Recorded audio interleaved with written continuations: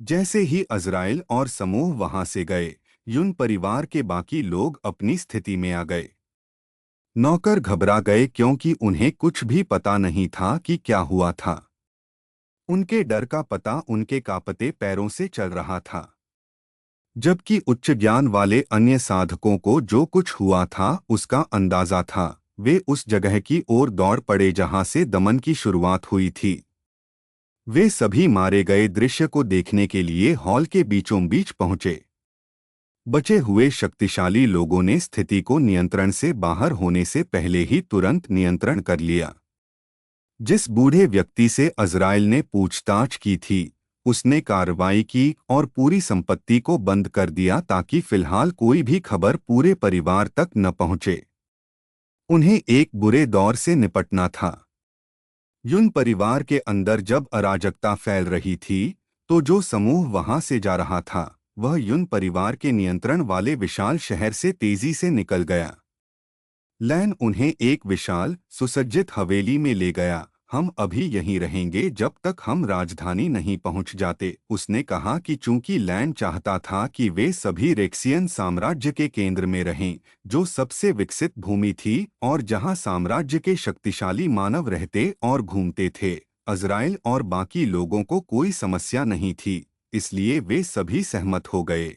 और ऐसा करने के बाद वह वेलेंसिया को जुआनियन की मुंह बनाती आंखों और दो माताओं की चिढ़ाने वाली मुस्कान के बीच बातचीत के लिए ले गया।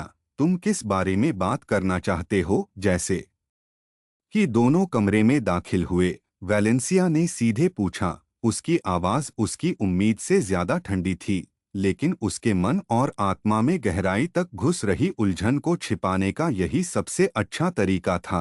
पहले बैठ जाओ, अज़राइल एक कुर्सी पर बैठते हुए बोला, जबकि वेलेंसिया दूसरी कुर्सी पर बैठी थी। दोनों अब एक दूसरे को देख रहे थे।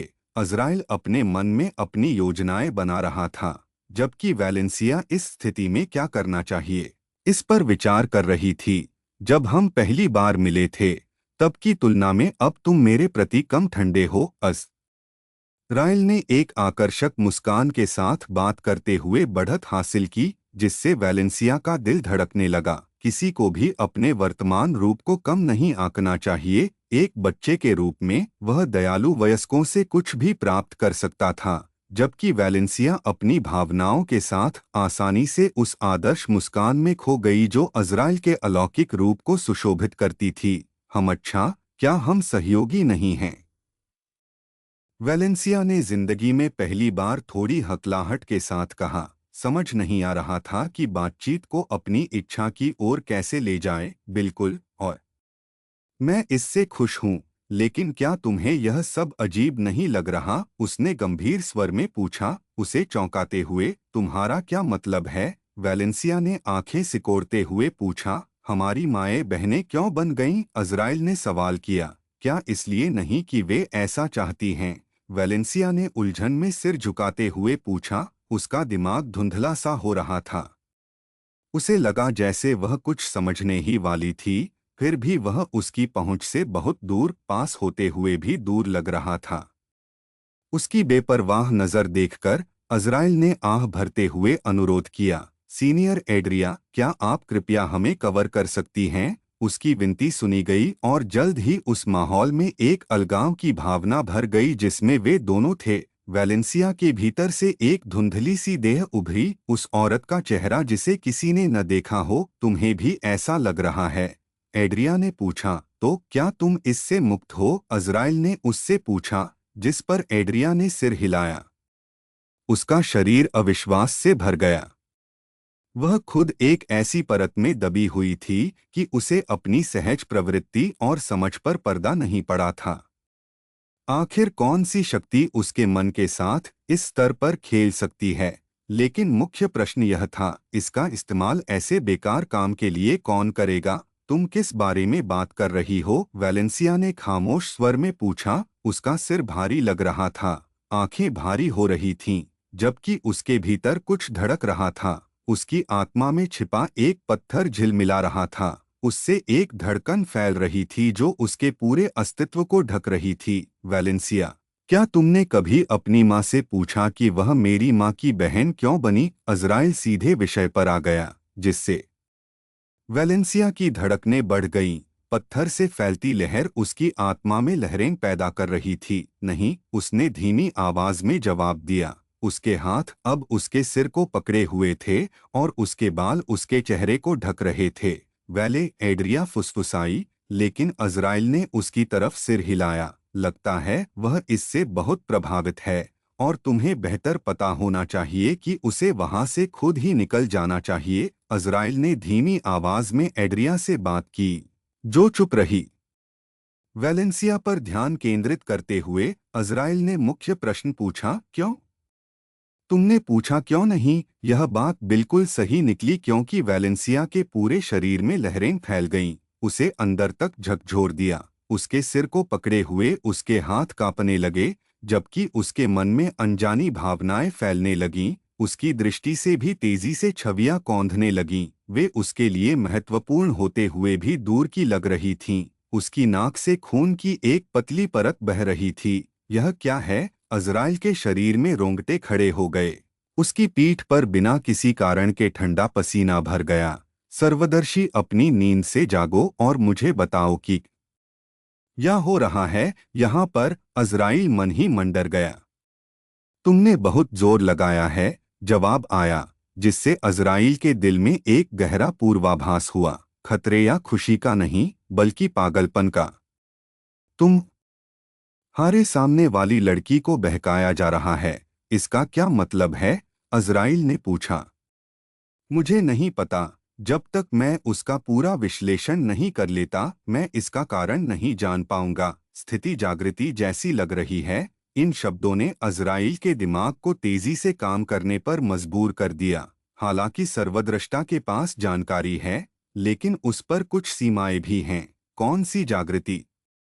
मैं लड़की की आत्मा में गहरे कच्चे आदिम पागलपन को महसूस कर सकता हूँ। यह प्यार की एक भारी, अविश्वसनीय रूप से भारी भावना से बंधा हुआ है।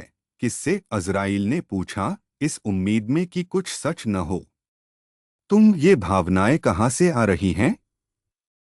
उसकी आत्मा की गहराई में यह कैसे संभव है? कुछ उन्हें आपूर्ति कर रहा है। यह क्या है? अज़राइल ने पूछा। उसकी अग्नि क्यूई उसके चारों ओर घूम रही थी क्योंकि उसे लगा कि पूरा वातावरण दबाव से रंगा हुआ है। सौभाग्य से एड्रिया ने उस जगह को बंद कर दिया था जहां कोई हंगामा नहीं होगा। जानने लायक नहीं। सर्वदर्शी ने उसे सीधे चिल्लाकर चुप करा दिया। क्यों? वेलेंसिया के मुंह से एक धीमी फुसफुसाहट निकली। उसे देखकर अज़राइल समझ गया।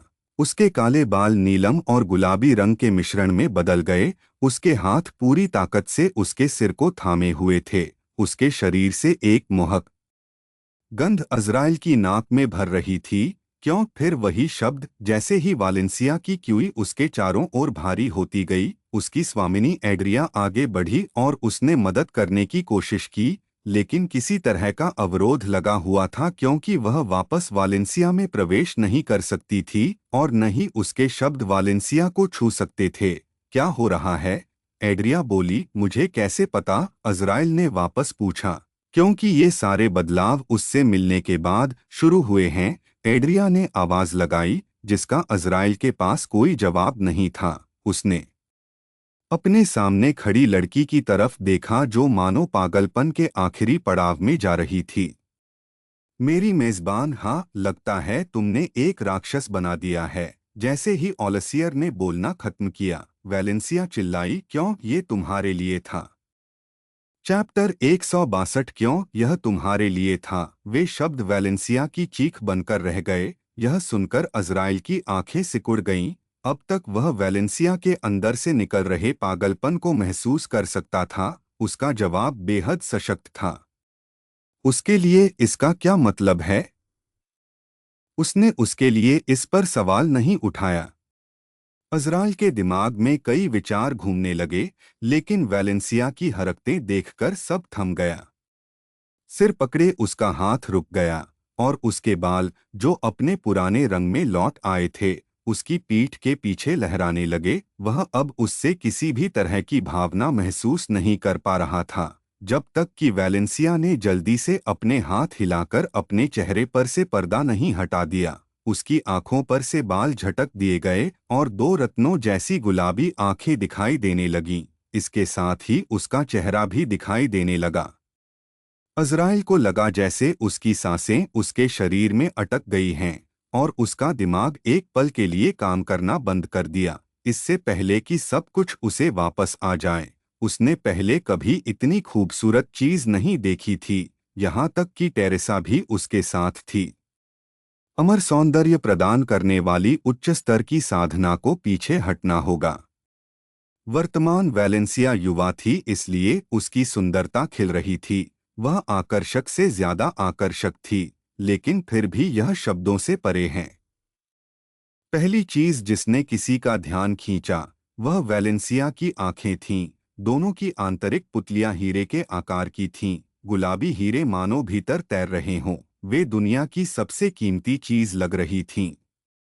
वैलेंसिया का चेहरा कोणीय था, जो हर चीज का एक आदर्श मेल बना रहा था। उसके छोटे लाल होंठ उसके कोमल गोरे शरीर के साथ सिकुड़े हुए थे, जो एक आदर्श संयोजन बना रहे थे। अज़राइल शब्दों में बयां नहीं कर सका, लेकिन वैलेंसिया को पूर्णता का एहसास हुआ। वह सुंदरता का एक आदर्श संयोजन लग रही थी। उसकी साधना के भीतर भी उसकी सुंदरता का स्तर देवताओं के स्तर तक पहुंच गया था। पहली बार यह देखकर अज़राइल का मन डोल गया, लेकिन जैसे ही उसकी सतर्कता आसमान छू गई, वह जल्दी ही इससे उबर गया।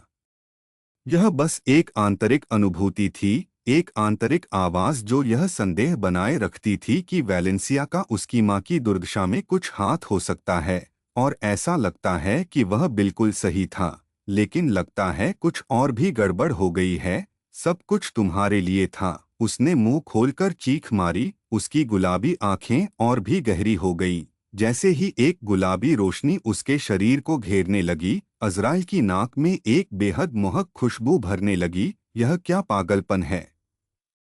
अज़राइल ने वैलेंसिया से आ रहे जुनून और चाहत को ध्यान से देखा। यह एक ऐसी कट्टर चाहत थी कि वैलेंसिया खुद नहीं जानती थी कि यह कहाँ से आ रही है। अज़राइल समझ गया कि जो भी हो, यह उसके सामने खड़ी लड़की को पूरी तरह से उसके प्रति आसक्त कर रहा था। मेरे लिए ऐसा क्यों? उसने उसके मन में थोड़ी स्पष्टता लाने की उम्मीद में पूछा। उसकी आवाज़ एक ट्रिगर की तरह थी जिसने उसकी भक्षक निगाहों को उसकी ओर मोड़ दिया। बोलते हुए उसका सिर एक तरफ झुक गया। क्यों? यह वैलेंसिया नहीं है, इज़राइल ने घोषणा की। जो भी हो, यह उसके दिमाग पर पूरी तरह से हावी हो रहा था, एक सनक से भरा व्यक्ति बना रहा था। वैलेंसिया ने उसका चेहरा देखा। उसके मन में भ्रम भर गया, लेकिन उसकी नज़र अभी भी अज़राइल पर ही थी। यह मुश्किल है, वैलेंसिया बुदबुदाई। उसकी रत्न जैसी गुलाबी आंखें चमक उठीं। उससे निकलने वाली गुलाबी गैस भारी होती जा रही थी। उसके हाथ उसके सिर को और कसकर पकड़ने लगे। यह मुश्किल है, तुम्हारे बगल की सारी लड़कियों को मत मारो। मैं उन्हें चीरकर तुम्हें अपने लिए ले जाना चाहता हूँ, वह चीखी। उसके हाथ उसके चेहरे को खरोंच रहे थे, चारों तरफ निशान बना रहे थे। उसकी आंख की पुतली उसकी खोपड़ी के अंदर कंपन कर रही थी, मानो बाहर निकल आएगी। जबकि उसकी शक्ति बेकाबू हो गई। वह सुंदरी अचानक देखने में घिनौनी लगने लगी, लेकिन अज़राइल ने अपनी नजरें उससे नहीं हटाईं। उसने अपनी निगाहें गड़ाए रखीं। हे। मैंने चुपके से उन सबको मार डालने की सोची थी, लेकिन मैं चाहे कोई भी रास्ता अपनाऊं, अंत में तुम सब समझ जाओगी और मैं तुम्हें खो दूंगा, उसने चीखते हुए कहा। उसका शरीर कांप रहा था, लेकिन यह ज्यादा देर तक नहीं रहा, जिसके बाद उसके चेहरे पर उलझन छा गई। हूँ, मैंने क्या कहा?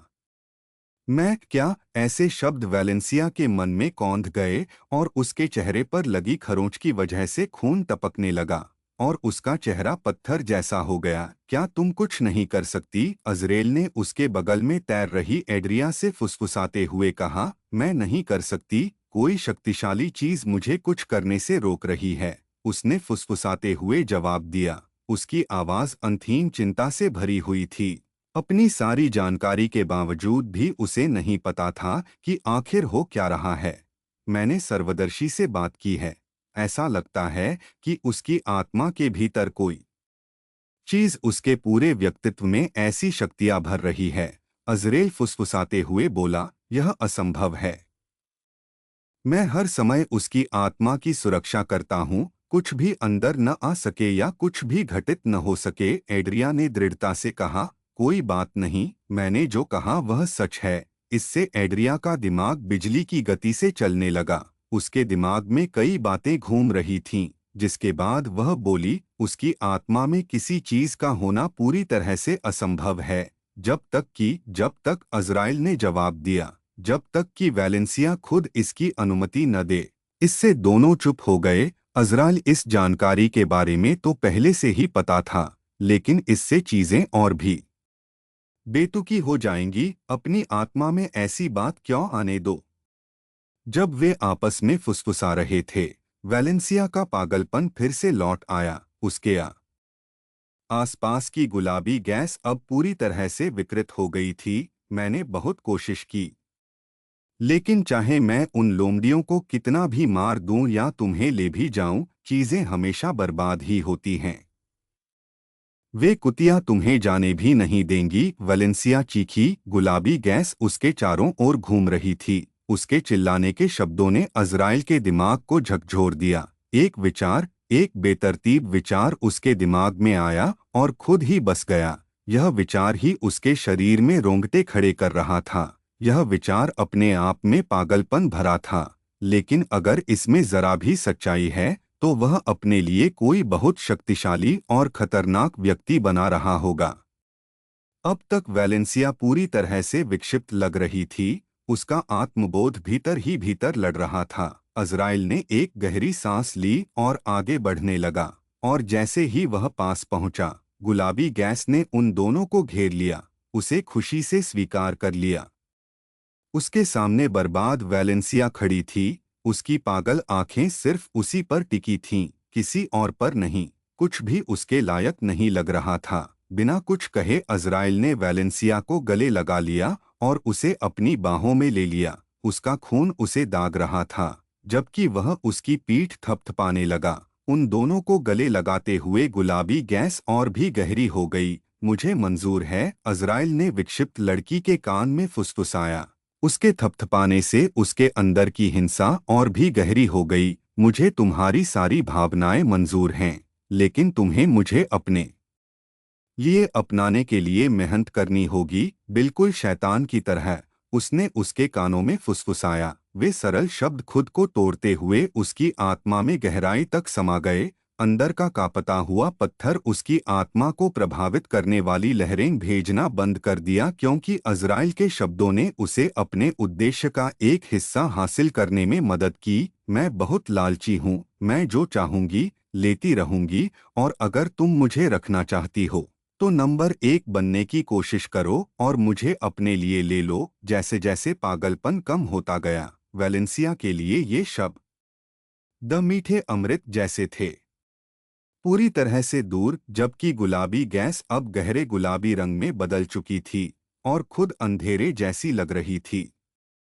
गैस टूट गई क्योंकि उसका आधा हिस्सा अज़राइल के अंदर घुस गया, जबकि दूसरा आधा हिस्सा वापस वैलेंसिया में चला गया।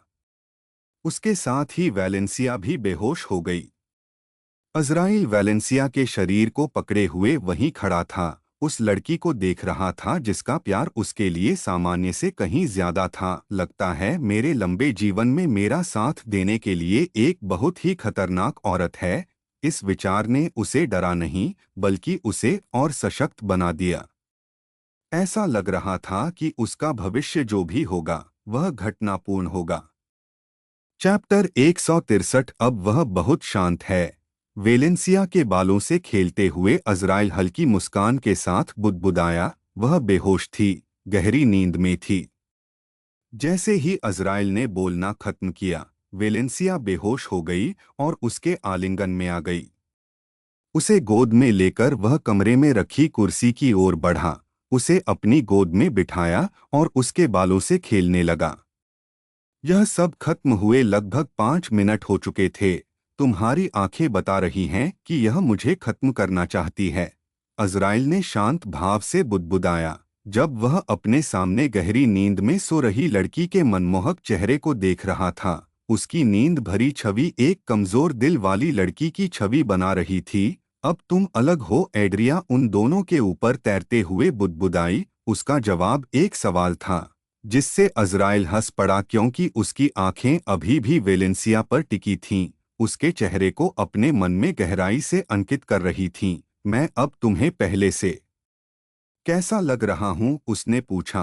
खतरनाक, एड्रिया ने तुरंत जवाब दिया। उसकी आंखें सामने का दृश्य देखकर उसकी आंखें सिकुड़ गईं। पहले मैं तुम्हें कैसा लगा था? अज़राइल ने एक और सवाल पूछा, विरोधाभासी। ऐसा लग रहा है जैसे तुम जो कुछ भी कर रही थी वह तुम्हारे अपने ही विपरीत था। ऐसा लग रहा है जैसे तुम खो गई हो, अज़राइल ने एड्रिया की बात पूरी करते हुए कहा। उसके चेहरे की मुस्कान और गहरी हो गई। उसने एड्रिया को देखने के लिए अपना सिर उठाया। आखिरकार उसे देखने का मन कर गया था। उसकी आंखों में एक धूर्तता भरी चमक चमक उठी। जो चाहो पूछ लो, वह शांत भाव से बोला। क्या हो रहा है? एड्रिया ने बिना कोई बात घुमाए फिराए पूछा। उसका शरीर नीचे तैर रहा था जब वह अज़राइल के सामने आई। सच, मेरे पास ज्यादा जानकारी नहीं है, लेकिन जैसा कि आप और मैं बता सकते हैं, वेलेंसिया के मन में मेरे लिए शुद्ध पागलपन भरा एहसास है, उसने कहा। उसके चेहरे पर एक हल्की सी मुस्कान आ गई, जिससे एड्रिया की भौहें तन गईं। मुझे उसकी आत्मा में कुछ भी अनजाना सा महसूस नहीं हो रहा है, उसने कहा। जिस पर अज़रेल ने सिर हिलाया। सर्वदर्शी अटल है, उसकी आत्मा में जो कुछ भी है वही उसे ऐसा बना रहा है। उसने अपने सामने उस बेसुरी छवि पर ध्यान केंद्रित करते हुए कहा। उसके शब्दों से एड्रिया चिढ़ गई, जो खुद को शक्तिहीन महसूस कर रही थी। क्या हमारा एकमात्र विकल्प बस देखते रहना है? अज़रेल के सिर हिलाते ही उसने पूछा। अभी के लिए हम अपने फैसले पर रोक लगाते हैं। हमें देखना होगा कि वेलेंसिया जब जागेगी तो कैसी होगी। एड्रिया ने सोती हुई लड़की को दयालु निगाहों से देखते हुए उसकी बात मान ली। वह मूर्ख नहीं थी, और अज़रेल की तरह ही वह भी अपने जवाब खुद गढ़ने में सक्षम थी। ब्रह्मांड के बारे में उसका ज्ञान विशाल है, और उसके द्वारा बनाए गए सिद्धांत भी। ये बातें उसे सामने खड़ी लड़की के लिए और भी दुखी कर रही थीं। शायद यही अच्छे के लिए है, उसने सोचा। उसके रोंगटे तब भी खड़े हो गए जब उसके मन में वह दृश्य घूम गया जो उसने देखा था। वह उन्मुक्त पागलपन, वह प्यार जो उसने पहले कभी महसूस नहीं किया था। वे वासना भरी आंखें अस्वस्थ हद तक पूरी तरह से जुनूनी थीं। यह एक ऐसा प्यार था जो तर्क से परे था। फिर भी सबसे बढ़कर एड्रिया महसूस कर सकती थी कि उस पल वेलेंसिया पूरी तरह से आज़ाद और खुश थी। जब वह ऐसा सोच रही थी, अचानक वेलेंसिया के शरीर के भीतर से एक गुलाबी रोशनी कौंधी और एक प्यारी गुलाबी लोमड़ी प्रकट हुई। उसकी एक पूंछ वेलेंसिया के शरीर पर बैठते ही हिल रही थी। अज़राइल की आंखें चमक उठीं जब उसने उस बेहद प्यारी लोमड़ी को देखा। उसका पूरा शरीर सुंदर हल्के गुलाबी रंग से ढका हुआ था, जबकि उसकी आंखें रक्तलाल थीं, और उसकी पीठ पर एक पूंछ हिल रही थी। वह चिंतित भौहें चढ़ाए वेलेंसिया को देखती रही। वह जानवर लगभग 30 सेंटीमीटर लंबा था, लेकिन शब्दों से परे था। अज़राइल लोमड़ी के चारों ओर आकर्षण के नियम को महसूस कर सकता था। वह बिल्कुल वेलेंसिया जैसी थी। उसकी सुंदरता शब्दों से परे थी। उसके शरीर में एक अनजाना आकर्षण था जिससे किसी के लिए भी उस प्यारी लोमड़ी के बारे में आपत्तिजनक विचार बनाना मुश्किल हो जाता था। तो यह दुनिया को मोहित करने वाली लोमड़ी है, अज़राइल बुदबुदाया, और उस छोटे जानवर को उत्सुकता से देखा जिसकी बुद्धि लगभग 3 साल के बच्चे जैसी लग रही थी। उसकी चिंतित आंखें वेलेंसिया पर टिकी थीं, लेकिन जैसे ही उसने उसकी आवाज सुनी, उसका सिर उसकी ओर मुड़ गया।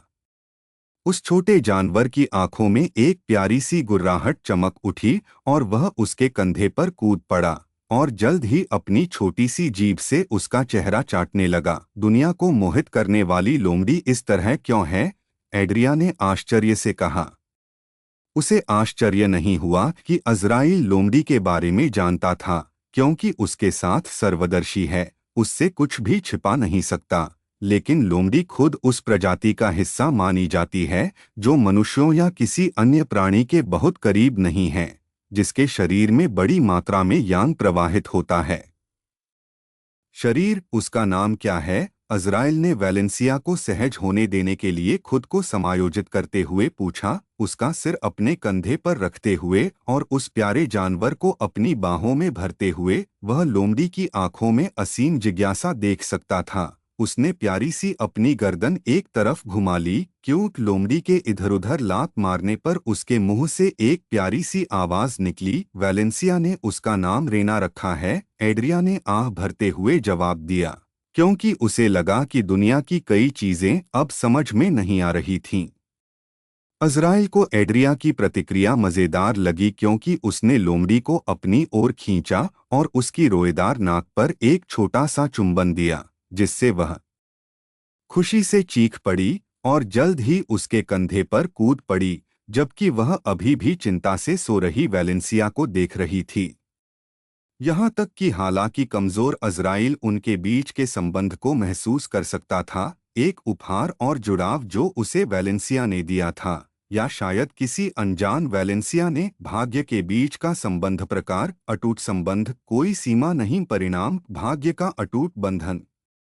वर्णन, मोहक भाग्य हृदय की वंश परंपरा धारण करने वाली, सभी में सर्वश्रेष्ठ स्त्री होगी, हर चीज में वे परिपूर्ण होंगी, उनकी सुंदरता सर्वोपरि होगी, इसलिए उनका प्रेम हमेशा कल्पना से भी अधिक गहरा होगा। एक बार जब वंश परंपरा का वाहक किसी व्यक्ति को पा लेता है और उसका जन्मजात प्रेम हृदय मृत्यु के स्तर से परे प्रतिध्वनित होता है, तो वंश परंपरा का भालू स्वयं को उसके प्रतिध्वनित प्रेम हृदय से बंध जाएगा, हमेशा के लिए एक ऐसे स्तर पर बंध जाएगा जो केवल संबंध से कहीं परे है। एक बार रिश्ता बन गया तो उसे कभी नहीं तोड़ा जा सकता, क्योंकि वंश परंपरा ने तुम्हें चुना है।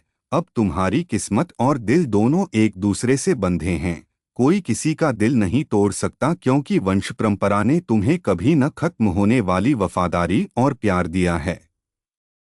भाग्य आपस में जुड़ जाएंगे, फिर कभी नहीं जुदा होंगे, मौत उन्हें तोड़ नहीं पाएगी और समय ऐसी औरत के प्यार को कभी कम नहीं कर पाएगा। उसने तुम्हारे साथ सब कुछ बांटा है और अब तुम उसके लिए सब कुछ बन गए हो, उसकी रोशनी, उसका प्यार और उसकी कभी न खत्म होने वाली ताकत। अभी के लिए तुम दोनों जिंदगी और मौत दोनों को साझा करते हो। यह जानकारी देखकर अज़राइल की आंखें चमक उठीं, यह उसकी कल्पना से भी परे था। वैलेंसिया के लिए उसके मन में कई योजनाएं थीं, आखिर वह इतनी खूबसूरत औरत को कैसे छोड़ सकता था। उसका जीवन लंबा होगा और वह प्रभुत्व के सपने देखता है, कोई भी औरत सत्ता में आने पर उसकी पत्नी बनकर उसके साथ खड़ी नहीं हो सकती। योरू और ली लुन, वे उसके थे। हो सकता है कि वह अभी ली लुन से प्यार न करता हो, लेकिन वह इस लायक है कि वह उसके लिए अपना दिल खोल दे। वेलेंसिया के साथ उसके साथ रहने के लायक हैं और वह जल्द ही रुकने वाला नहीं है। वह भविष्य के अपने ज्ञान से सब कुछ लूटता रहेगा। हर स्त्री, शक्ति और अवशेष जो उसे जरूरी लगेगा, उसका होगा और वह अपने रास्ते में आने वाली सभी चुनौतियों का सामना करने के लिए तैयार रहेगा। आखिरकार उसे एक गहरी बात का एहसास हुआ, यह तथ्य कि उसने जो स्वर्गीय विरोधियों की पुस्तक पढ़ी थी, उसे कोई देख या समझ नहीं सकता था। यह किसी भी प्राणी की किसी योजना का हिस्सा नहीं था। पुस्तक से उसे जो ज्ञान मिला वह भाग्य और नियति से परे है। चैप्टर 164। इंग्रिड में वापस आकर अज़राइल को वह किताब मिली जिसका नाम था स्वर्गीय विरोधी, वही किताब जिसमें ब्रह्मांड में घटित होने वाली हर चीज, ज्ञात और अज्ञात, का विस्तृत विवरण दिया गया था। सत्ता में आए सभी महान पात्रों का नाटक, दुख और पराजय, छिपे हुए क्षेत्र और वह महान ज्ञान जिसके लिए लोग जान दे सकते थे, सब कुछ उस किताब में था। उसने सब कुछ अपने मन में संजो लिया था, सारी जानकारी उसके भीतर थी, और जब उसका यहाँ पुनर्जन्म हुआ तो अज़राइल ने अपने नियंत्रित मन से उस ज्ञान का उपयोग करके कई योजनाएं बनाईं, लेकिन मुक्त होने के बाद अज़राइल ने उस ज्ञान को त्यागने का विचार किया, इस बात की कोई गारंटी नहीं थी कि जो प्राणी उसे नियंत्रित कर रहे थे वे उसी ज्ञान का उपयोग उसे फंसाने के लिए न करें। यहीं से कई अलग अलग संकेत मिलने लगे। जब से उसके शरीर से नियंत्रण छिना गया था, उसने अपना असली मन वापस पा लिया था। इसलिए उसने उन सभी छोटी छोटी बातों पर ध्यान देना शुरू कर दिया था। उदाहरण के लिए, अब तक अज़राइल ने कुछ लोगों को अपनी यादों तक पहुंच दे दी थी, फिर भी उनमें से कोई भी उसके किताब पढ़ने वाले हिस्से को समझ नहीं पाया था। ऐसा लग रहा था कि उसे एक मानसिक अवरोध था कि अगर वह चाहे भी तो कोई उसे पढ़ नहीं सकता था, और उससे भी गहरी बात यह थी कि सर्वदर्शी भी इस स्मृति तक नहीं पहुंच सकता। उसने इसे तब महसूस किया था जब उसने उसे पढ़ने की कोशिश की थी और स्वर्गीय विरोधियों वाला हिस्सा धुंधला हो गया था, यहाँ तक कि वह भी उसकी गहराई को नहीं देख पा रहा था। तो क्या इसका मतलब यह नहीं हो सकता कि उसे अपनी कठपुतली बनाने वाले प्राणियों ने उस पर मुहर लगा दी होगी? यह पूरी तरह से संभव है, इसीलिए उसने यह जुआ खेला था। अज़राइल ने अपना नाम सिर्फ अतीत पर नियंत्रण मिटाने के लिए नहीं लिया था, बल्कि यह देखने के लिए भी लिया था कि क्या उसकी अटकलें सच थीं और इस बार उसकी परिकल्पना सही थी। एक बार जब उसने अपना नाम हटा दिया, तो नियंत्रण के संबंध टूट गए और अज़राइल ने स्पष्ट रूप से अंतर महसूस किया। उसने महसूस किया था कि उससे जुड़े प्राणियों का संबंध टूट गया है, और इसके साथ ही उस पर लगाए गए कुछ सुरक्षा कवच भी हट गए थे। लेकिन उसका सबसे बड़ा उपहार, भविष्य का परम ज्ञान, अभी भी मौजूद था। वह ऐसी किसी भी चीज से जुड़ा नहीं था। लेकिन फिर सवाल उठा, उसे यह किताब किसने दी? उस पर साधना तकनीक क्यों लिखी थी? क्या यह वही उपहार नहीं था जो उसे दिया गया था? होश में आने के बाद अज़राइल को ओमेगा असुर के क्रोध की साधना तकनीक बहुत उलझन भरी लगी। क्या इसकी साधना करना इतना आसान था? ऐसी शक्तिशाली साधना तकनीकों के लिए साधना शुरू करने के लिए अत्यधिक परिस्थितियों और एक अलग ही स्तर की प्रतिभा की आवश्यकता होती है। फिर भी क्या वह इसे निचले लोक में कर सकता था? उस समय अपनी ठीक ठाक प्रतिभा के साथ। इसके अलावा क्या कोई साधना तकनीक सिर्फ अभ्यास करने से इतनी शक्तिशाली ज्वालाएं प्रदान कर सकती है? नहीं, अज़राइल अपने दिल की गहराइयों में यह जानता था। साधना तकनीक अपनाने से बहुत पहले से ही वे ज्वालाएं उसके अंदर मौजूद थीं। वे उसका एक हिस्सा थीं, और ओमेगा असुर के क्रोध की साधना ही वह द्वार था जो उसे अंततः उन्हें खोलने की ओर ले गया। अब तक वह यही सोचता रहा था कि उन नियंत्रणकारी प्राणियों ने उसे यही उपहार दिया है, सब पर राज करने की एक अद्भुत शक्ति। लेकिन ऐसा लगता है कि गलती उसकी ही थी। नाम बदलते ही जो उपहार उसके होने चाहिए थे, वे उससे छीन लिए गए। अगर वह सोचे तो मीनार की विरासत शायद एक ऐसी शक्ति थी जो वे प्राणी उसे देना चाहते थे, एक ऐसा बदलाव जो सिर्फ उसके लिए किया गया था। तो अगर ये सब सच था, तो स्वर्गीय विरोधी कहाँ से आए? और ऐसा क्यों है कि उसे उनके प्रति जरा भी शत्रुता महसूस नहीं हो रही थी? अज़राइल को समझ आ गया था कि क्या उसका है और क्या नहीं। वह अपनी हड्डियों में गहराई से महसूस कर सकता था कि जो कहानियां वह पढ़ता था वे उसकी थीं, और वह अपनी ज्वालाओं की चरम खुशी को महसूस कर सकता था। अज़राइल जानता था कि वे ज्वालाएं उसकी थीं, और कोई भी उसकी भावनाओं को नियंत्रित नहीं कर सकता। मौत के सामने कोई भी उसके मन को नियंत्रित नहीं कर सकता। वह जो कुछ भी महसूस कर रहा था वह सच था। यह वैसा ही एहसास था जैसा किसी को तब होता है जब कोई चीज जो उसकी होनी चाहिए थी उसे वापस मिल जाती है। यह मेरी होनी चाहिए थी। इज़राइल की आंखें भारी हो गईं। उसने एक हाथ से लोमड़ी को सहलाया और दूसरे हाथ से वैलेंसिया के चिकने बालों को सहलाया। उसे एक और रहस्य मिल गया था, लेकिन यह कोई दुर्भावनापूर्ण नहीं है। वह जान सकता था, इसलिए वह इसका अपने फायदे के लिए इस्तेमाल करेगा। जो कुछ भी वह चाहता है उसे अपना बना लेगा, और अगर उसे देखने वालों को शक हुआ तो क्या हुआ? मौत को नाराज करने की हिम्मत कौन कर सकता है? है। अज़राइल के मुंह से ठंडी आवाजें निकलीं, जिससे एड्रिया की आंखें चकरा गईं। जबकि प्यारी लोमड़ी रेना ने अज़राइल की उंगली चाटी। मुझे हल्कापन महसूस हो रहा है, ऐसा सोचते हुए उसने अपना ध्यान दरवाजे की ओर घुमाया। एड्रिया उसे घूरती हुई वापस वैलेंसिया के शरीर में समा गई, जबकि लोमड़ी धुएं में बदल गई और वैलेंसिया के पास लौट आई। अंदर आओ, अज़राइल ने वैलेंसिया के चेहरे पर एक पर्दा डालते हुए कहा।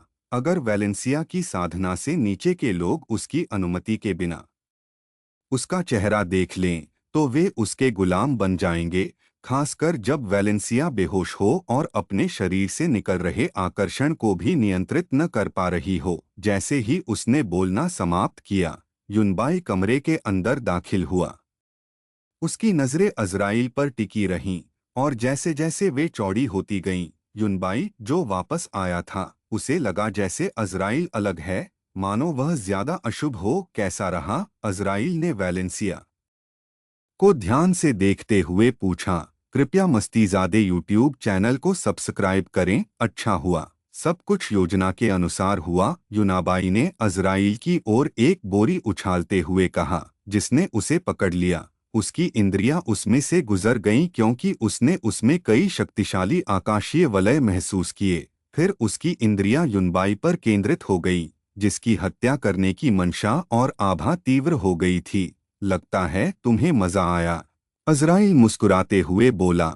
जितना तुम्हें मजा आया, युनबाई ने अज़राइल की बाहों में लड़की की ओर देखते हुए कहा। एक राज, अज़राइल ने कहा, जिस पर युनबाई ने ज्यादा परवाह न करते हुए अपने कंधे उचका दिए। सुना है तुमने अपना नाम बदल लिया और परिवार छोड़ दिया? युनबाई ने पूछा, जिस पर अज़राइल ने सिर हिलाया। यह एक खूनी छुट्टी थी, अज़राइल ने ठंडी मुस्कान के साथ कहा, जिससे युनबाई के चेहरे पर खून की प्यासी मुस्कान आ गई। तुम्हें मुझे भी बुलाना चाहिए था, युनबाई ने चमकती आंखों से कहा। वह क्लेयाम की लालसा में डूब रहा है, अज़राइल ने जवाब देते हुए कहा। अच्छा, यह तो जल्दी हो गया, और मुझे यह मत बताना कि गुप्त क्षेत्र में तुम्हारे पास पर्याप्त क्लेयाम नहीं था। हाँ था, मजा आया, युनबाई ने कहा। उसकी मुस्कान चौड़ी होती गई, जबकि क्लेयाम का माहौल बढ़ने लगा। यह देखकर अज़राइल ने आह भरी और उस क्षेत्र को बंद करते हुए क्लेयाम की अपनी छिपी हुई आभा को बाहर निकाल दिया। जैसे ही उसकी हत्या की मंशा प्रकट हुई, युनबाई की मुस्कान गायब हो गई और उसके घुटने कांपने लगे। युनबाई को काबू में करो, इसे अपने ऊपर हावी मत होने दो, अज़राइल ने ठंडी आवाज में कहा, जिससे वध की मानसिक मिठास गायब हो गई। अज़राइल की वध की आभा ने युनबाई को पूरी तरह से अपने वश में कर लिया और उसके मन को सामान्य होने दिया। यह देखकर अज़राइल ने अपनी हत्या की मंशा को त्याग दिया। पीली और कांपती हुई युनबाई को देखते हुए उसने कहा, अभी आराम करो, हम बाद में करेंगे। उसकी बातें सुनकर युनबाई ने सिर हिलाया और कमरे से बाहर चला गया। अज़राइल को अपने विचारों में डूबा हुआ छोड़कर उसे एक सहारा चाहिए, अज़राइल ने सोचा। कुछ ऐसा जो उसे अपनी जगह पर बनाए रखे, ताकि वह अपनी वासना में खो न जाए। ऐसा सोचते हुए उसके मन में कई तरह के विचार कौंधे, जब तक कि वह सबसे अच्छे विचार पर नहीं रुका। इस विचार ने उसके चेहरे पर एक धूर्त मुस्कान ला दी। एक औरत। चैप्टर 165। अज़राइल के मुंह से एक शरारती सी हंसी निकली जब उसके दिमाग में युनबाई को काबू में रखने के लिए कुछ बेहतरीन परिदृश्य घूम रहे थे। एक औरत सबसे अच्छा विकल्प थी, जो उस पर कड़ा नियंत्रण रख सके। एक ऐसी औरत जिस पर अज़राइल का ऐसा नियंत्रण हो कि उसे कभी धोखा न मिले। अज़राइल को सावधान रहना होगा। वह युनबाई के लिए किसी भी औरत को चुनकर अपने इशारों पर नहीं चला सकता। वह ऐसी होनी चाहिए जो उसके साथ रह सके और उसकी सारी कमियों और समस्याओं को स्वीकार कर सके। एक ऐसी औरत जो उस पर कड़ा नियंत्रण रख सके। अज़राइल के दिमाग में कई परिदृश्य घूम रहे थे, जब तक कि वह एकदम सही विकल्प पर नहीं पहुंच गया। जैसे ही उसने सही निशाना चुना, उसके चेहरे की मुस्कान और चौड़ी हो गई। लगता है मुझे यहाँ मैचमेकर की भूमिका निभानी पड़ेगी। अपने विचारों पर विचार करते हुए जियाओ का ध्यान एक बार फिर उसकी गोद में लेटी लड़की पर केंद्रित हो गया उसका आकर्षक चेहरा उसके पास था और उसकी धीमी सांसें उसके चेहरे से टकरा रही थीं। उसे देखते ही उसकी धड़कनें तेज हो गईं और थोड़ा खुद पर ध्यान केंद्रित करते हुए उसने उन दोनों के बीच के संबंध को महसूस किया। यह जुआनियन योरुयाली लुन के साथ उसके रिश्ते से अलग है। यह रिश्ता ज्यादा गहरा, ज्यादा सघन और बहुत खास लगा। चूंकि तुम मेरी हो, मैं तुम्हें जितना हो सके उतना चमकाऊंगा। ऐसा सोचते ही अज़राइल की आंखें चमक उठीं। वह अब उसकी थी और इसमें कोई रियायत नहीं है। जीवन के अंत तक और उसके बाद भी वे दोनों साथ रहेंगे। वेलेंसिया अपनी प्रतिभा के साथ राज करने के लिए पैदा हुई थी। उसका अभिमान उसकी हड्डियों में गहराई तक समाया हुआ है, जिसे कभी तोड़ा नहीं जा सकता, और उसके अलावा कोई भी उसकी इच्छा को नहीं तोड़ सकता। उनके बीच के रिश्ते ने वेलेंसिया को अज़राइल के लिए एक खुली किताब की तरह बना दिया था। वह जान सकता था कि वह क्या महसूस कर रही है, और अगर चाहे तो उसके विचारों को पढ़ सकता था। वह उसके सबसे कमज़ोर समय को उसके सबसे मजबूत समय से बता सकता था। अब उसके बारे में सब कुछ उसका है। अभी बहुत कुछ करना है। इज़राइल ने भविष्य के लिए अपने जलते हुए जुनून को फिलहाल नियंत्रित किया और वर्तमान पर ध्यान केंद्रित करने का फैसला किया। वेलेंसिया को कोमलता से पकड़े हुए उसने उन मुद्दों पर ध्यान केंद्रित किया जिनसे उसे वर्तमान में निपटना है। लगता है तुम जाग गए हो सर्वदर्शी। हाँ, अब मैं ठीक हूँ, सर्वदर्शी ने उत्तर दिया। अच्छा, तो मुझे मेरे विकास के विकल्प दिखाओ। जैसे ही अज़राइल ने बोलना समाप्त किया, विकास सूची एक बार फिर उसके सामने प्रकट हो गई। लेकिन इस बार अज़राइल जानता था कि वह कौन सा रास्ता अपनाना चाहता है। होस्ट के विकास के संभावित मार्गों का अध्ययन और पुष्टि की गई है। अब तक अर्जित उपलब्धियों, प्रतिभाओं, भाग्य, पद, आशीर्वाद और विकास के साथ अब आपके लिए एक मार्ग दिखाई दे रहा है। अपनी इच्छानुसार मार्ग चुनें और आपको एक उपयुक्त परीक्षा दी जाएगी। विकल्प 1, अग्नि का उग्र मानव। विकल्प 2, भाग्य को चुनौती देने वाला विभाजक। विकल्प 3, अग्नि और मृत्यु का अराजकतावादी। विकल्प 4, असुर का क्रोध वाहक। विकल्प 5, भाग्य का ब्रह्मांडीय विभाजक। विकल्प 6, अग्नि और मृत्यु की तलवार। विकल्प 7, जीवन का अंत करने वाला। विकल्प 8, अराजकता और अंधकार का नन्हासा बच्चा। विकल्प 9, सर व शक्तिशाली पथिक। विकल्प 10, अंत। उसने पहले उन रास्तों पर गौर किया जिन्हें वह चुन सकता है, फिर वह उस रास्ते की ओर मुड़ा जिस पर वह केवल चल सकता है। शीर्षक: अज्ञात का मार्ग वर्णन। एक ऐसे व्यक्ति के रूप में जिसने 2 बार मृत्यु को पार किया है। एक ऐसा व्यक्ति जो संहारक है। एक ऐसा व्यक्ति जो कई रास्तों पर चल सकता है। एक ऐसा व्यक्ति जिसे मृत्यु का राजकुमार माना जाता है। और एक ऐसे व्यक्ति के रूप में जिसने स्वयं के बारे में एक सर्वोच्च समझ जागृत की है। मेजबान अपने विकास पथ को स्वयं बनाने में सक्षम है। एक ऐसे प्राणी के रूप में विकसित होने में सक्षम जो पहले कभी नहीं देखा गया है। मेजबान अपनी प्रजाति का पहला व्यक्ति होगा। इस पथ का पूर्वज उन सभी का सर्वोच्च भार जो आपके विकास का अनुसरण करना चाहते हैं। यह एक ऐसा उपहार है जो कई ऐसी परिस्थितियों के कारण उत्पन्न हुआ है जो नहीं होनी चाहिए थीं। @ ने आपको एक मौका दिया है, मानदंडों को तोड़ने का मौका। सावधानी: ऐसा रास्ता चुनने का मतलब होगा कि ब्रह्मांड से मिलने वाली सारी मदद बंद हो जाएगी और मेजबान एक ऐसे प्राणी के रूप में विकसित होगा जो न तो चिह्नित है और न ही ज्ञात। इसलिए भविष्य के विकास पूरी तरह से मेजबान पर ही निर्भर होंगे। इस विकास की सीमा मेजबान पर ही निर्भर है। लाभ: आप उस शक्ति के क्षेत्र तक पहुंचने में सक्षम होंगे जो समस्त सृष्टि के लिए अवरुद्ध है। एक ऐसी शक्ति जो केवल प्रारंभिक अवधारणाओं द्वारा ही संचालित होती है। एक ऐसी शक्ति जो समग्र रूप से वास्तविकता को प्रभावित कर सकती है। इस पर विचार करने की कोई आवश्यकता नहीं थी। वह जिस मार्ग पर चलना चाहता है वह पहले से ही निर्धारित है और सर्वद्रष्टा के बिना भी वह उस मार्ग को चुन सकता है जिस पर वह विकसित होना चाहता है। ब्रह्मांडीय इच्छा शक्ति व्यक्ति की चेतना में समाहित हो जाएगी और व्यक्ति के मन की गहराई में सभी आवश्यकताओं को पूरा करेगी, लेकिन सर्वद्रष्टा की बदौलत अज़राइल को जानकारी का अधिक गहरा दृष्टिकोण प्राप्त होता है। ब्रह्मांड को पुष्टि करो कि मैं अपना मार्ग बनाऊंगा, अज़राइल ने आदेश दिया। यह अंतिम पुष्टि है, क्या तुम्हें यकीन है?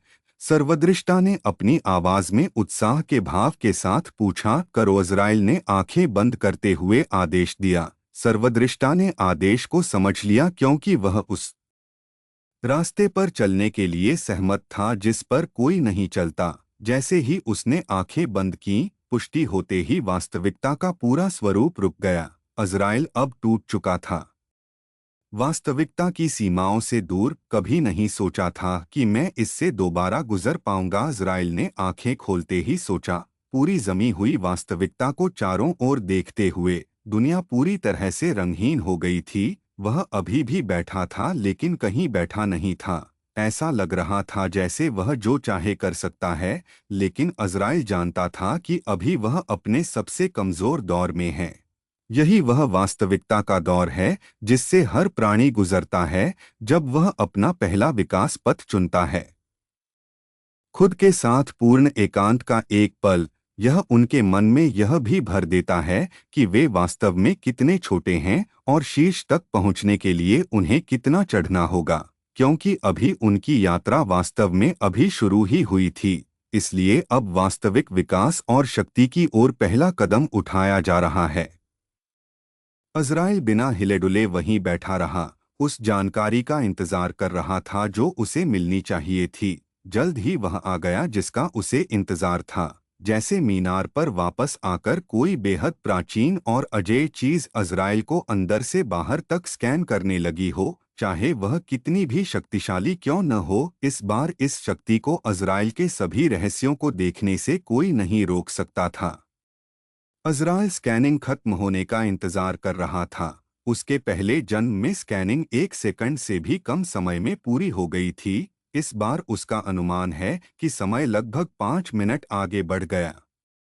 1 minute, 2 minute, 3 minute, 5 minute, 10 minute, 15 minute, 30 minute और आखिरकार 1 घंटे बाद स्कैनिंग बंद हो गई। अब तक अज़राइल के चेहरे पर एक शिकन आ चुकी थी।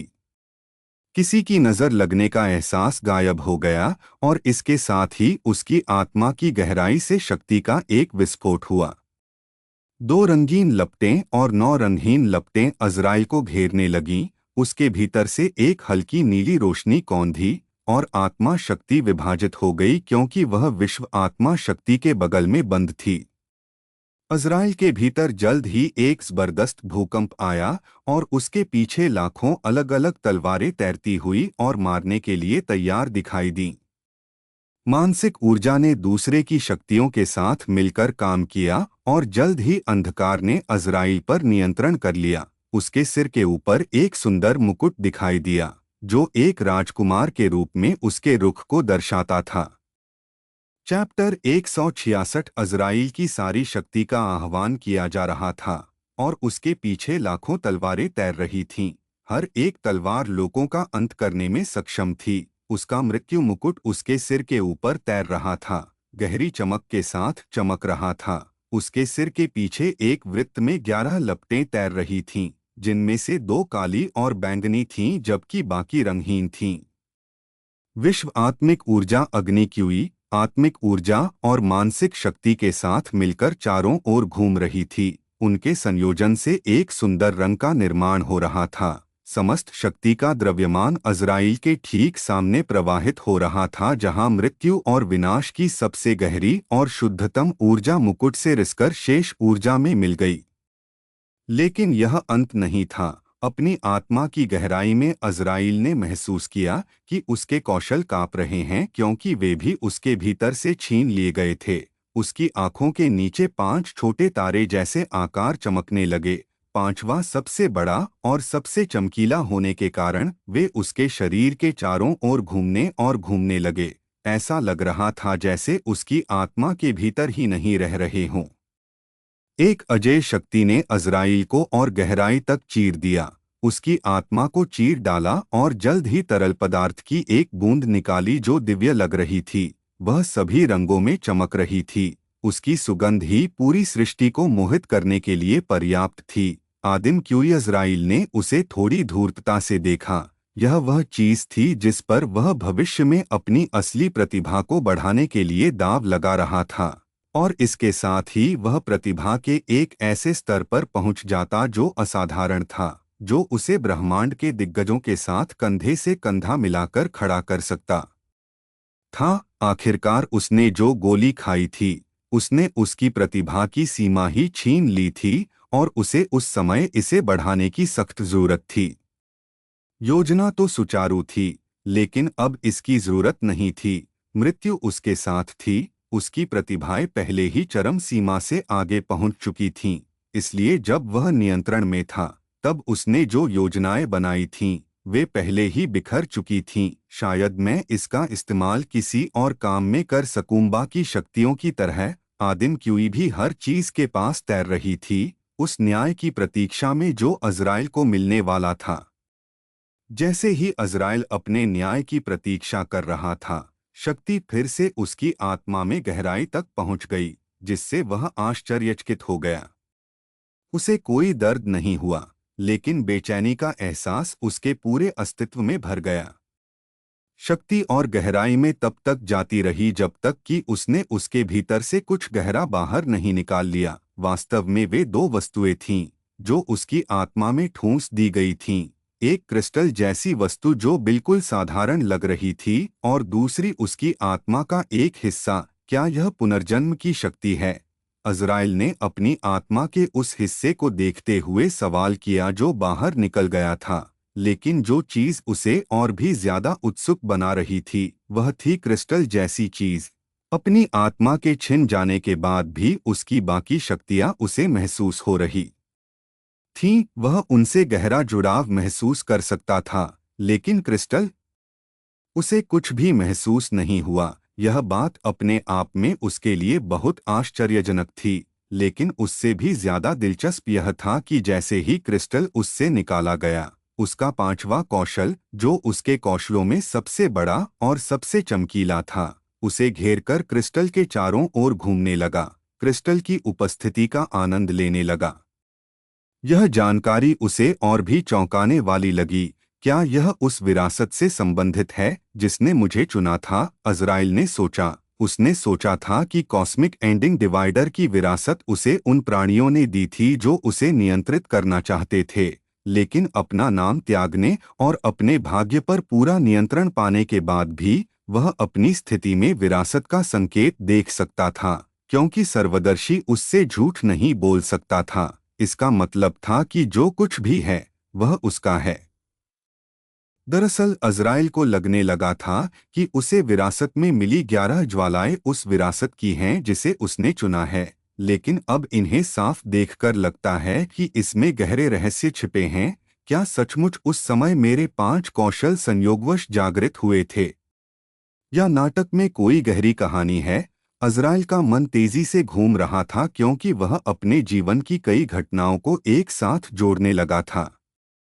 तभी शक्ति बेतरतीब ढंग से हिलने लगी। सब कुछ बेकाबू होकर हिल रहा था। यह देखकर अज़राइल ने अपनी सोच को शांत किया और समझ गया कि यह सोचने और खेलने का समय नहीं है। वह कुर्सी पर झुक गया और आराम करने लगा। अभी अज़राइल पूरी तरह से शक्तिहीन महसूस कर रहा था। उसके सामने जो चीजें थीं, वे सिर्फ उसकी शक्ति का प्रतिनिधित्व नहीं थीं। नहीं, अभी उसकी सारी शक्तियां छीन ली गई हैं और उसके सामने तैरने लगी हैं। उसमें कुछ भी नहीं बचा है। इस समय वह जितना शक्तिहीन हो सकता था, उतना शक्तिहीन है। यह राह ऐसी है जो हर उस व्यक्ति को प्रेरित करती है जो इससे गुजरता है। अपनी प्रतिभाओं को आपसे छीन लिए जाने का एहसास ही दर्शाता है कि आप असल में कितने कमजोर हैं। यह बात कि जब भी कोई ऐसी चीज आपकी प्रतिभा, जो आपको अच्छा बनाती है, छीन लेती है, तो यह भयावह होता है। अज़राइल को आज भी वह पहली बार याद है। उस खोने के एहसास की। वह उस समय इतना डर गया था कि वह उस एहसास को महसूस भी नहीं कर पा रहा था, लेकिन अब वह शांत हो गया था।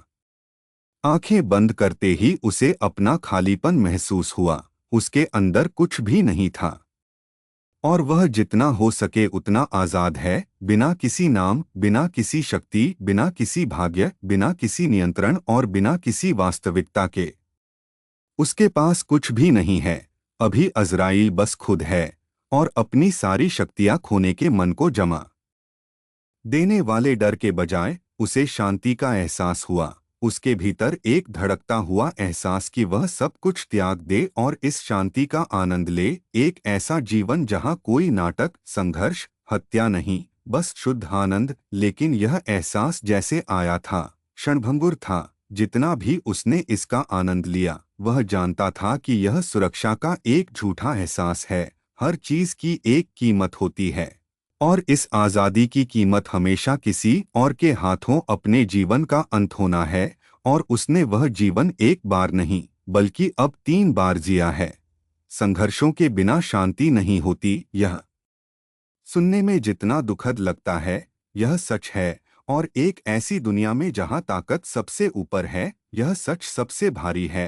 अज़राइल के भीतर शांति का एहसास मुरझा गया। उसके भीतर गहराई से जलती हुई इच्छा की आग। वह जानता था कि वह क्या चाहता है और वह जानता था कि वह कौन है। क्या इज़राइल जानता है कि वह कभी चैन से नहीं रह सकता जहां दूसरे उस पर राज करते रहें? क्या यही समाधान है? उन पर राज करो। जैसे ही उन आदर्शों को अंतिम रूप दिया गया, उसके लिए रास्ता खुल गया।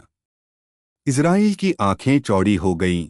उसके भीतर की इच्छा तेजी से आगे बढ़ी और उसकी शक्ति पर कब्जा कर लिया। यहाँ उसकी प्रतिभाएं छीन ली गईं, उसकी शक्ति पर ताला लगा दिया गया। लेकिन उसके आदर्शों और उसके द्वारा अपने मार्ग की पुष्टि ने उसकी हर शक्ति को आनंद से कांपने पर मजबूर कर दिया। वे उसकी पुकार का जवाब देती हैं, यहाँ तक कि जो तलवारें ज्यादातर समय उसकी बात नहीं मानती, वे भी उसके भीतर की गहरी जलती हुई इच्छा को स्वीकार कर लेती हैं। वे सभी कांपकर प्रभुत्व की गुनगुनाहट पैदा करती हैं। दोनों ज्वालाएं जोर से फूट पड़ी, जबकि जागृत ज्वालाएं भी आनंद और इच्छा में नाचने लगीं। वे जल्द ही एक वृत्ताकार आकृति में घूमने लगीं। उसके सिर के ऊपर का मुकुट, जो मृत्यु पर उसके संपूर्ण अधिकार का प्रतीक था, लहरा उठा। उसके भीतर का रत्न एक ऐसी शक्ति के साथ फूट पड़ा जिसने अज़राइल को मृत्यु के आवरण से ढक दिया।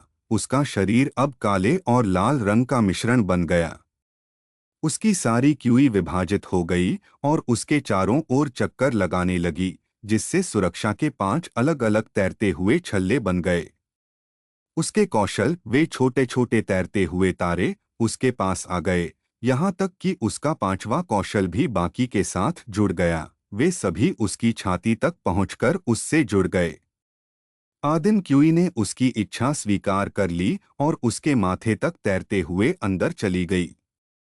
अज़राइल की आंखें अब पहले से ज्यादा चमक उठीं। उसने अपनी बाईं ओर मुड़कर देखा कि उसका बूढ़ा रूप डरा हुआ खड़ा है। यही उसका अतीत था। उसने अपना सिर दाईं ओर घुमाया और धुंधली दृष्टि में उसने एक शक्तिशाली लयबद्ध शक्ति उत्पन्न होते हुए महसूस किया। एक अत्यंत शक्तिशाली व्यक्ति वहां था। यही उसका भविष्य था और वह वर्तमान में वहीं बैठ गया। चैप्टर 167 अतीत उसके बाईं ओर है, जबकि भविष्य उसके दाईं ओर। उसकी शक्तियाँ, प्रतिभा और प्रतिभाएं उसे घेरे हुए हैं। वास्तविकता उसके चारों ओर झुकी हुई है, जबकि वह जिस रास्ते पर चलना चाहता है वह तय हो चुका है। बस एक चीज बची है, वह है अज़राइल की आत्मा जो उसके सामने तैर रही है। उसका एक टुकड़ा जो उससे अलग होकर भी उसके नीचे नहीं जुड़ रहा है। वह एक टुकड़ा उसके बारे में सब कुछ दर्शाता है। वह छोटी सी आत्मा उस भूले हुए अतीत का प्रतिनिधित्व करती है। वह समय जो उसने दुनिया से हारे हुए व्यक्ति के रूप में बिताया, वह समय जब वह इंग्रिड पर रहा, और वह समय जब वह यहाँ नियंत्रित होने के लिए वापस आया। उसकी आत्मा का एक टुकड़ा जो अंतरिक्ष की कई परतों से होते हुए एक अलग दुनिया में पहुंचा, केवल समय और स्थान से होकर एक बार फिर वापस आने के लिए। बेशक ऐसे इतिहास की हर चीज उसकी आत्मा का एक हिस्सा है, फिर भी उसके सामने मौजूद वह एक टुकड़ा उस सब का अंतिम प्रतिनिधित्व है। लेकिन यह क्या है? अपनी आत्मा को मृत्यु से ढकने की शक्ति, यह सुनिश्चित करने की शक्ति कि मृत्यु भी उसकी आत्मा को न पा सके, उसे ले जाकर किसी अनजान दुनिया में भेज दे और अंततः यहाँ वापस फेंक दे, समय और स्थान की एक पुरानी बाधा को पार करते हुए असंभव को ढक दे। आखिर वह शक्ति क्या है और यह उसकी आत्मा की शक्ति को कैसे प्रभावित करती है? ये प्रश्न पूछे जाने थे, फिर भी इसका उत्तर अभी भी अज़राइल के लिए एक रहस्य है। अपनी आत्मा के उस हिस्से को देखते ही उसकी आंखों में एक गहरी चमक आ गई और उसकी नज़र क्रिस्टल की ओर भी गई। अज़राइल ने क्रिस्टल पर उन छोटी छोटी दरारों को नहीं देखा जो उसके मार्ग को स्वीकार करने के तुरंत बाद दिखाई दी। आओ, उसने आदेश दिया और उसकी आत्मा का एक टुकड़ा उसकी ओर तैरने लगा। उसके हाथ में उसके अतीत का प्रतीक चमक रहा था। यह स्थान और समय पर अत्यधिक शक्ति से तरंगित हो रहा था और उस शक्ति का एक संकेत था जिस पर अज़राइल अपना मन नहीं लगा पा रहा था। क्या यह अंतरिक्ष से भी ऊंचा कुछ है? अज़राइल ने सवाल किया, यह महसूस करते हुए कि तीसरी सत्ता अंतरिक्ष की शक्ति से कहीं ज्यादा ऊंची है। जैसे ही वह उसमें गहराई से झांकने वाला था, वह वास्तविकता हिलने लगी जिसमें वह था। किसी विशाल चीज के टूटने का एहसास हुआ और अज़राइल की आंखों के नीचे उसके आसपास का स्थान भरने लगा। लेकिन बात यह थी कि जो लोग दिखाई दे रहे थे वे अज्ञात के पर्दे के पीछे छिपे थे। वह देखता रहा कि उसके चारों ओर अलग अलग लोग दिखाई देने लगे। वह बता सकता था कि वे सभी पुरुष थे, उनके चेहरे धुंधले थे और फिर भी उसकी आत्मा के भीतर कुछ गहराई में उससे चीख रहा था कि वह उन सभी को जानता है, कि वे वही थे। वह उसने खुद को खुला हुआ महसूस किया क्योंकि जो भी सामने था बस उसे ही देख रहा था। उसका अतीत भय से कांप रहा था, जबकि उसका भविष्य अपनी सबसे बड़ी बाधा को समझ रहा था, अपनी आभा को उन सभी पर छोड़ रहा था जो उसे चुनौती देने की हिम्मत करते थे। जबकि उसका वर्तमान भी पीछे नहीं हटा, उसकी सारी शक्तियां उसकी पुकार पर गरज उठीं, उन सभी को चुनौती दे रही थीं जो उसे देख रहे थे। समय निकट है, समय निकट है, समय निकट है। ऐसे शब्दों की गूंज यहाँ उपस्थित हर व्यक्ति के मुंह से निकली जो अज़राइल के मन में गहराई तक गूंज रही थी। उसके मन में एक अशुभ भाव भर रहा था, लेकिन इससे पहले कि वह उन चेतावनियों को महसूस कर पाता, ब्रह्मांड की सर्वोच्च शक्ति ने कार्रवाई की और उन सभी को कुचल दिया जिन्होंने इस प्रक्रिया में हस्तक्षेप करने का साहस किया।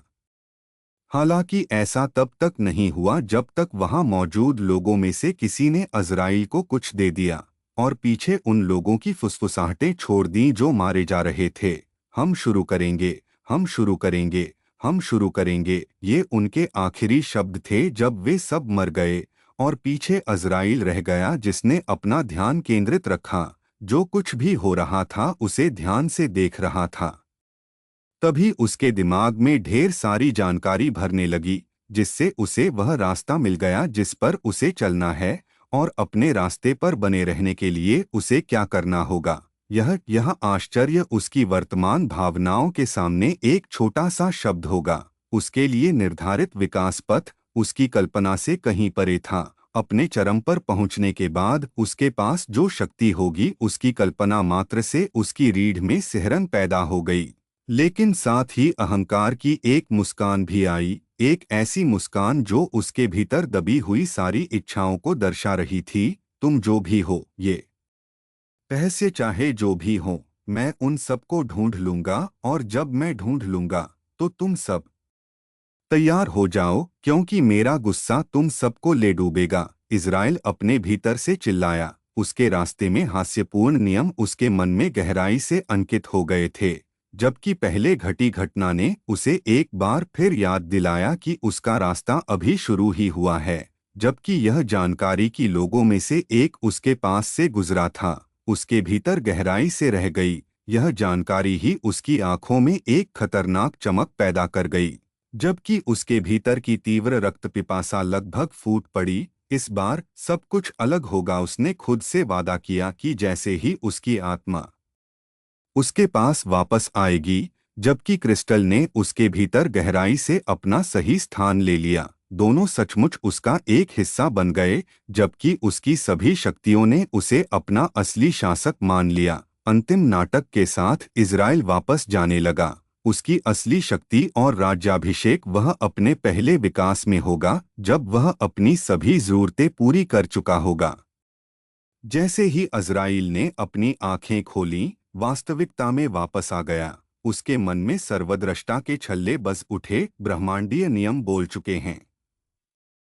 मेजबान के भीतर की हर चीज को ध्यान में रखा गया है और एक रास्ता बनाया गया है। मेजबान को अपने रास्ते पर चलने का अधिकार मिल गया है। इतिहास में पहली बार मेजबान अपनी तरह का पहला होगा। नस्लीय मूल्यांकन। जाति का नाम। जाति रेटिंग। पहली अवधारणा भावनात्मक पथ, तटस्थ शक्ति क्षमता, बिना श्रेणी संरचना, द्विपाद ब्रह्मांडीय रेटिंग। निषिद्ध। ज्यादा जानकारी नहीं। इज़राइल ने उस प्रजाति की रेटिंग देखकर सोचा जिसमें वह विकसित होगा, क्योंकि उसने ऐसा नहीं किया है। सर्वदर्शी। उसकी शक्तियों का सटीक ज्ञान प्राप्त करने में असमर्थ है। उसके सामने जो जानकारी है वह सर्वदर्शी ने अपने गहन ज्ञान से बनाई है। मुझे मेरी जरूरतें दिखाओ, इज़राइल ने पूछा। यह देखना चाहता था कि सर्वदर्शी इसे कैसे प्रदर्शित करेगा, हालांकि वह सब कुछ जानता था जो उसे चाहिए था। विकास की आवश्यकताएं। क्रिस्टल पर दरार को उसके पूरे शरीर के कम से कम 2/4 भाग तक चौड़ा करें। अपूर्ण। मृत्यु की शक्ति में गोता लगाएं और एक छोटे नियम तक पहुंचें। अपूर्ण। 10 की संख्या और औसत से ऊपर की ब्रह्मांडीय प्रजाति शक्ति रेटिंग के साथ अपनी व्यक्तिगत मृत्यु सेना बनाएं। अपूर्ण। विश्व आत्मा क्षेत्र से उच्चतम संबंध बनाएं और एक उच्च श्रेणी की विश्व आत्मा परी प्राप्त करें। अपूर्ण। 11 ज्वालाओं में से 4 ज्वालाएं जगाएं। अपूर्ण। मन दमन के स्तर तक पहुँचें और 2 मन महल बनाएं। अपूर्ण। आत्मा के काले स्तर तक पहुँचें। अपूर्ण। विकास की अग्नि आत्मा को खोजें और उसकी आधी आत्मा अग्नि अर्जित करें। अपूर्ण। सुरतुर के बच्चों में से एक को मारकर उसका मूल खाए। अपूर्ण। अंतरिक्ष का अमृत पिए। अपूर्ण। आत्माओं के धन्य व्यक्ति को मारकर उसकी आंखें ले लें। अपूर्ण। जंजीर में जकड़े व्यक्ति को मारकर विश्व आत्मा क्षेत्र का अंडा ले लें। अपूर्ण। शक्ति की धन्य आत्मा को मार डालो और खा जाओ। अधूरा। सभी के मन के महल को धन्य आत्मा से मार डालो और ले लो। अधूरा। समय और स्थान की जंजीरों को धन्य आत्मा से मार डालो और ले लो। अधूरा। पागलपन का कलंक धन्य आत्मा से मार डालो और ले लो। अधूरा। तत्वीय गोले ढूंढो और उन्हें ले लो। अधूरा।